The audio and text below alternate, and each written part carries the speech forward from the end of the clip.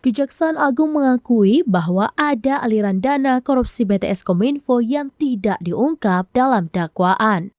Aliran dana itu merupakan hasil saweran dari para rekanan proyek BTS Kominfo yang dikumpulkan oleh terdakwa Irwan Hermawan.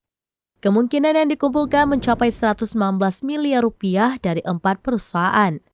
Akan tetapi hingga kini misteri uang yang terparkir itu masih menjadi salah satu materi penyidikan. Oleh sebab itu belum seluruhnya muncul di dakwaan.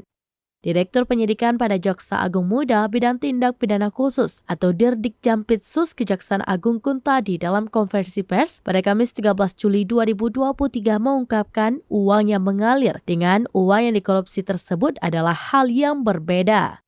Yang artinya uang tersebut bisa masuk lebih besar dan mengalirnya bisa lebih kecil.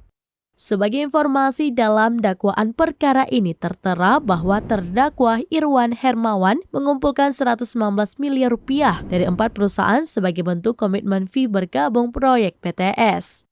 Masing-masing perusahaan menyerahkan nominal bervariatif kepada Irwan sebagai prasyarat join proyek BTS ini.